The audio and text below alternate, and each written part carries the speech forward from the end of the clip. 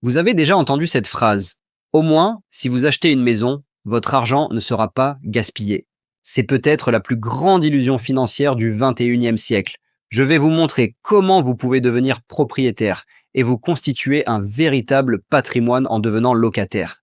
Avant d'en arriver à ce cliché, permettez-moi de vous parler un peu de moi. J'ai travaillé comme spécialiste des prêts bancaires pendant 15 ans, j'ai examiné des milliers de dossiers immobiliers et, au cours de cette période, j'ai découvert un fait qui m'a vraiment surpris. Beaucoup de nos clients les plus riches étaient en fait des locataires.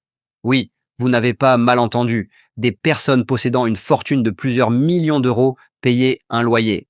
J'ai également été choqué lorsque j'ai entendu cela pour la première fois. C'est alors que j'ai découvert l'un de ces secrets cachés du monde de la finance dont personne ne parle. Vous ressentez probablement la même pression. Votre famille, vos amis et même votre banquier vous répètent sans cesse que payer un loyer est une perte d'argent. Sous cette pression, la plupart des gens s'endettent pendant des années pour acheter une maison. Ils ne peuvent pas dormir la nuit parce qu'ils ont devant eux 25 ans d'échéance de prêt. Quand j'ai acheté ma première maison, je payais des milliers d'euros par mois en emprunt. Et je n'étais pas heureux. Aujourd'hui, je vais vous révéler 3 faits qui vont changer votre vie. Et le premier va vraiment vous surprendre. Première vérité, l'achat d'une maison vous rend plus pauvre. Il existe un mythe auquel tout le monde croit. Si vous achetez une maison, l'argent que vous payez chaque mois vous revient.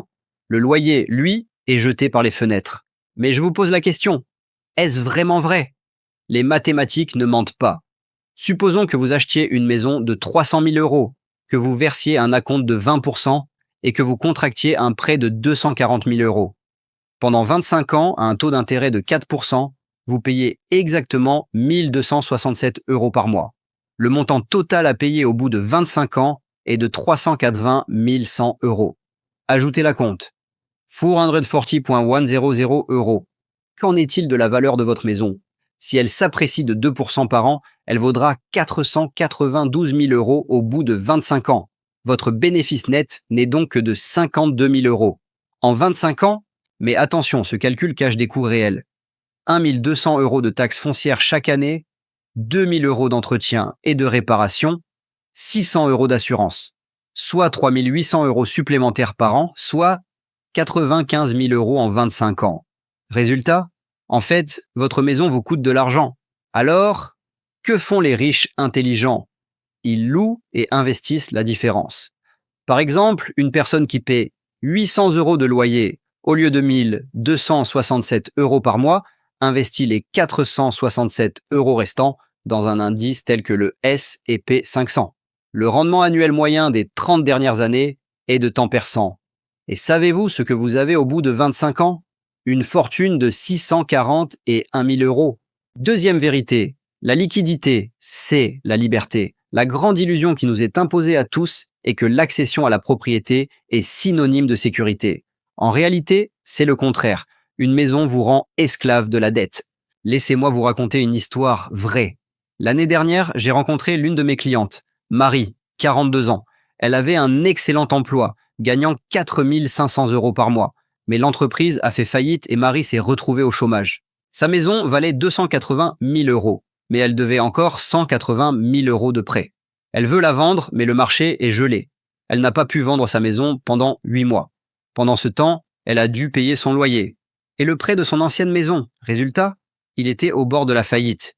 Alors que mon client locataire, Thomas, qui était dans la même situation, a immédiatement déménagé dans une maison moins chère, il a réduit ses dépenses, géré sa crise et survécu. C'est là toute la différence. Le fait d'être locataire vous donne la liberté de mouvement et la flexibilité. Vous travaillez dans une autre ville, vous pouvez déménager immédiatement. La crise économique frappe, vous pouvez immédiatement réduire vos dépenses. Et ce qui est intéressant, c'est que les riches le savent très bien. 73% des cadres supérieurs de Goldman Sachs vivent à New York en tant que locataires.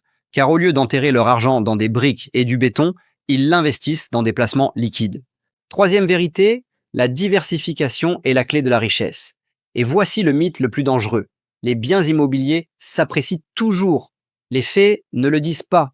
Lors de la crise de 2008, des millions de personnes ont vu la valeur de leur logement chuter de 40%.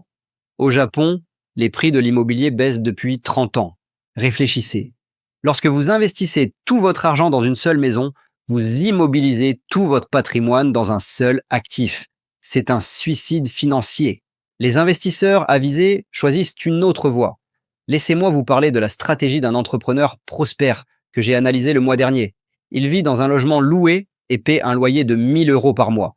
Mais il a réparti les 300 000 € qu'il a mis de côté pour acheter une maison de la manière suivante: 40% de fonds indiciels à faible coût, 30% de REIT, c'est-à-dire de fonds d'investissement immobilier, 20% d'actions technologiques et 10% d'or et de crypto-monnaies.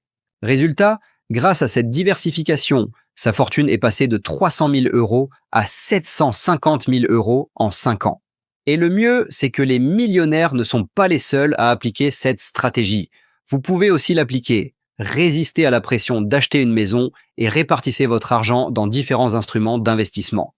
L'un des meilleurs exemples est celui de Sophie, une enseignante de 34 ans. Il y a 5 ans, elle avait épargné 200 000 € et prévoyait d'acheter une maison. Mais lorsqu'elle a pris connaissance de ces stratégies, elle a changé d'avis. Elle a loué et investi son argent dans un portefeuille diversifié. Aujourd'hui, son patrimoine atteint 420 000 €. Il ne fait plus son travail par nécessité, mais parce qu'il l'aime vraiment. Face à ces faits, la question qui vous vient à l'esprit est peut-être la suivante. Comment puis-je commencer? Allons-y pas à pas. Tout d'abord, cessez de vous sentir obligé d'acheter une maison. Lorsque votre famille ou vos amis vous diront que la location est une perte d'argent, vous pourrez leur répondre avec les données financières que vous avez apprises aujourd'hui. Deuxièmement, transformez d'abord l'épargne que vous avez mise de côté pour la maison en un fonds d'urgence. Ayez toujours suffisamment de liquidité pour couvrir vos dépenses pendant au moins 6 mois. Troisièmement, transformez l'argent restant en un portefeuille d'investissement diversifié. Vous pouvez faire le premier pas en commençant par des fonds indiciels à faible coût. N'oubliez pas, la réussite financière est le fruit d'une stratégie, pas de la chance. Si vous commencez à mettre en œuvre ces mesures dès aujourd'hui, dans 10 ans, vous pourrez jouir d'une liberté financière qui fera l'envie de votre entourage. Lequel de ces 3 faits vous a le plus surpris? Laissez-les dans les commentaires, car vos réactions m'aideront à enrichir mes futurs contenus. Si cette vidéo vous a donné une nouvelle perspective, n'oubliez pas de la partager avec vos amis.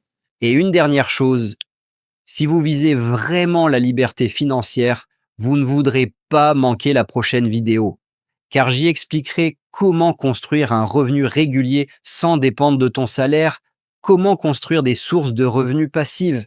Ce sera l'étape la plus critique que tu devras franchir sur le chemin de la liberté.